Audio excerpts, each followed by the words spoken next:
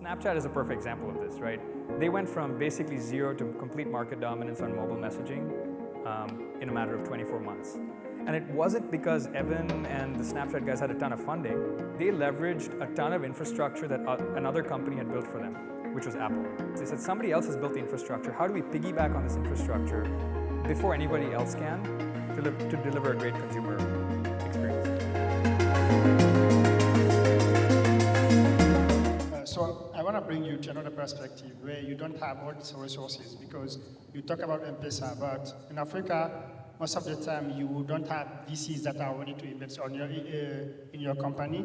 You say that you need to be fast, and that's so true, but the thing is like VR is very expensive, or was very expensive, and also sometimes it needs very skilled people, like engineers that know how to deal with that, but the technology wasn't ready. And when it's ready, they test it in market as the US, and when they arrive here, even if you are able to build something, it's, I won't say obsolete, but they are in something new, you know what I mean? So what will be your point of view about being innovative, because there is a market, like the tourist is a very big market in Africa, because there is some places maybe people won't be able to do. If you are able to build, even if just a platform where someone from Kenya or South Africa can visit some places in Senegal that are very important for their story, it's a big market. But being fast and not having the resources, the good developers want to be in the good companies because they need more money, will be very complicated for us, and that's the thing we are facing.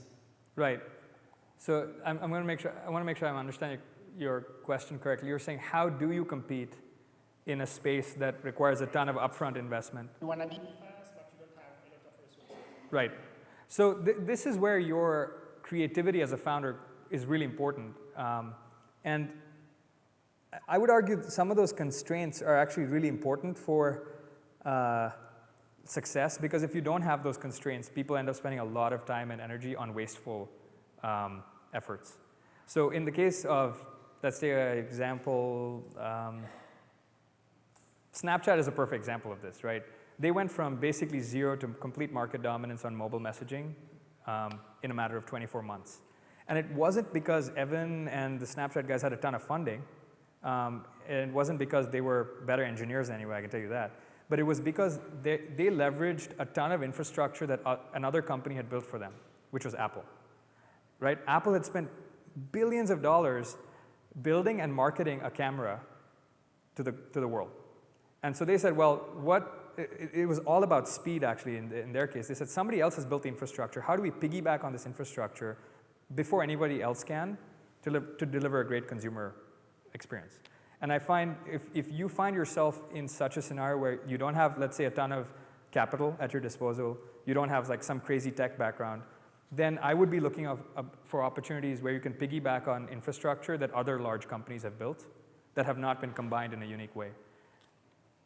I think sometimes we get told as founders to pursue really big visions, and that's not always enough. That can often be misleading in and of itself. I think the full statement should be pursue a really big vision that you can execute on.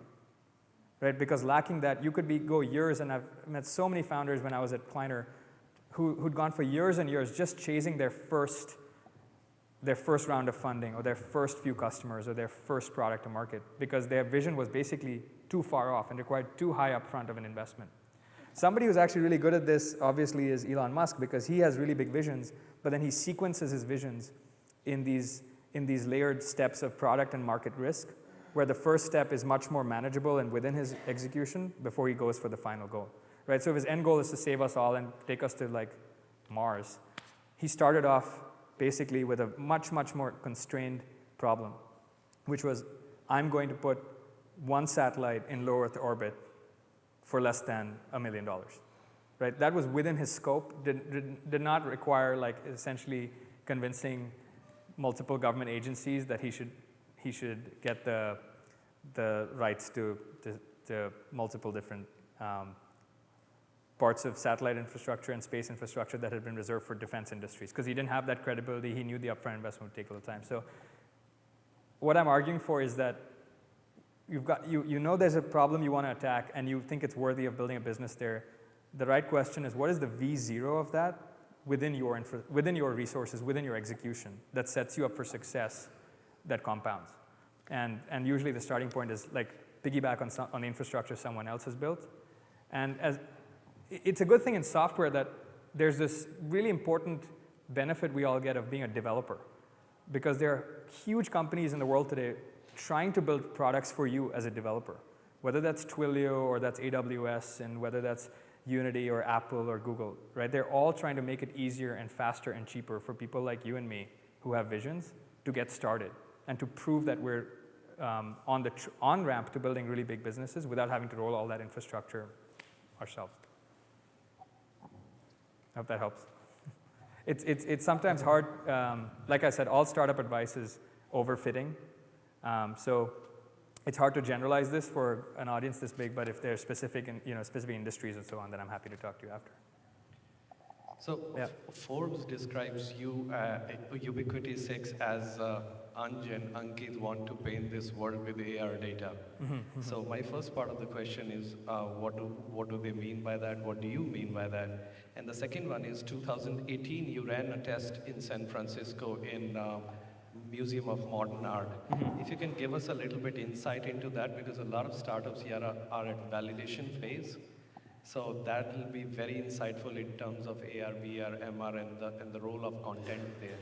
Yeah, that's a great question. So what you're referring to is a proof of concept we did at the SF MoMA last year, where 150 people showed up and were able to concurrently paint the ceiling of the museum together from their phones.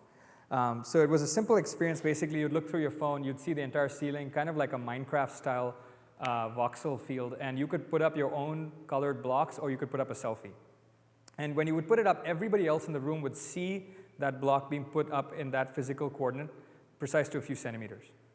Now, we thought it would be cute, right? It would be a 3 to 4 minute proof of concept. People would come, try it out, and leave. It would just show off that our technology worked.